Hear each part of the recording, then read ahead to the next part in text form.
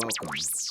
Don't adjust your dial.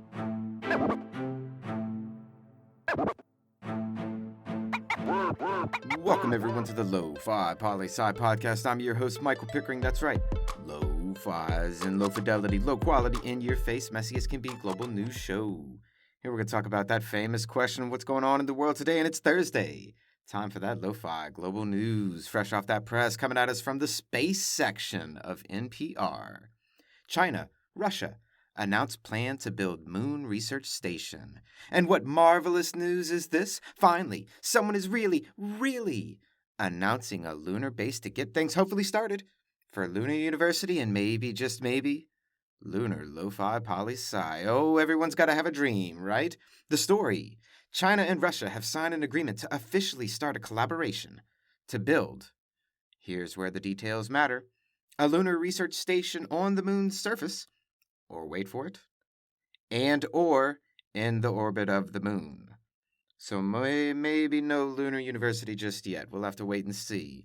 But still, this is a massive undertaking, even if not on the surface.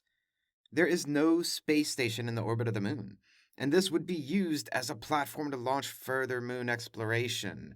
Simply stellar, if you ask me. Though I understand, if space isn't your thing, you just do those Earth stuff. I get it. Now back to Earth news, just for you. Next up, source, Associated Press, World Section. UN calls for reversal of Myanmar coup and condemns violence. Well, what is this? Did the United Nations Security Council actually and unanimously agree on something for once? As a matter of fact, Lo-Fi listeners, they most certainly did. The Security Council issued what's known as a presidential statement, calling for the immediate reversal of the military coup in Myanmar, and stressing the importance of the military to engage in a dialogue with the United Nations Special Envoy appointed to the Myanmar conflict. In other words, they said in one strong, unified voice, "Stop that there over there, Myanmar, please. If you will. We'd like you to, but we're not going over there to come get you if you don't." Goodness, the UN ends statements. But what are you going to do? It's not a world governing body. It's not a government. It's a social club for diplomats of the world and countries, and a platform for collaboration in diplomacy, culture, and trade. That's it. Though I will say this. China.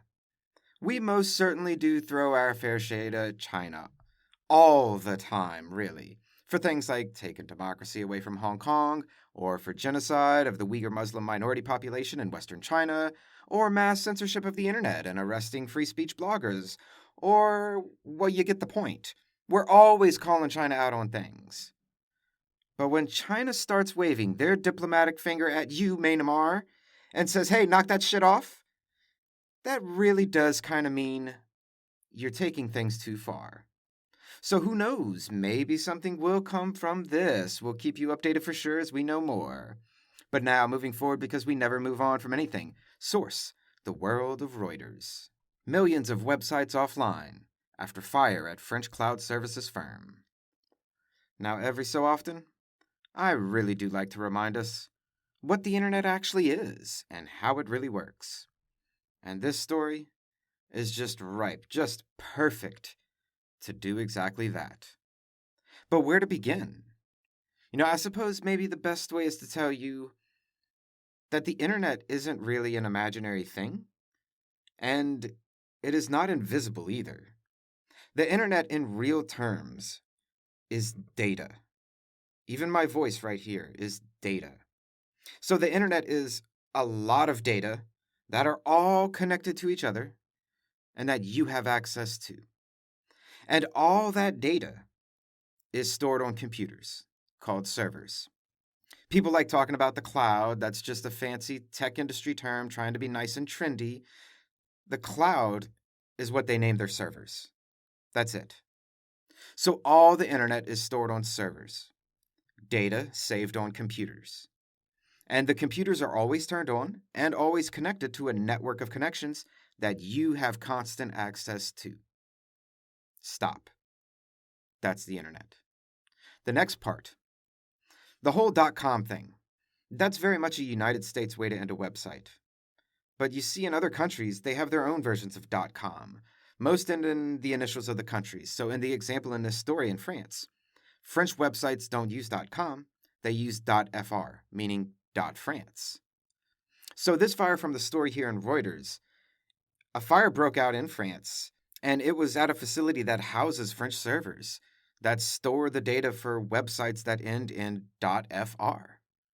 And when those fires hit, those servers got turned off because they went up in flames, and suddenly, about 2% of all websites in France went offline.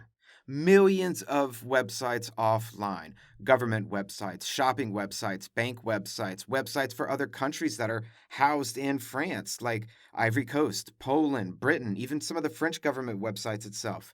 In a flash, people couldn't access part of the internet because the data and the connection was cut.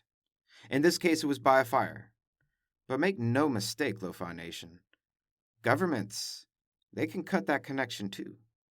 You see, your data are real, and they're stored somewhere on some computer. You can call it a server or you can call it the cloud. But the internet exists in a physical form, and when something happens to that physical form, when the data are lost or you lose the connection, you lose the internet altogether. And now you know. Be educated on what the internet is and is not, because it'll help inform you about these next two stories. Moving to the Europe section of the BBC, Russia slows down Twitter over banned content. So a government can turn off the internet in a country, and they can block a specific website if they want to as well, like Twitter.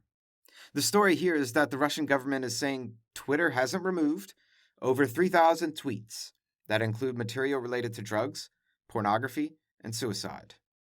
So, the Russian government slowed down Twitter access in the country. And yes, governments can slow down specific website traffic speeds as well, making it extremely hard for you to upload their content. Technology, it's amazing, right? But the real story here, though, is that opposition parties and organizations in Russia, they use Twitter a lot.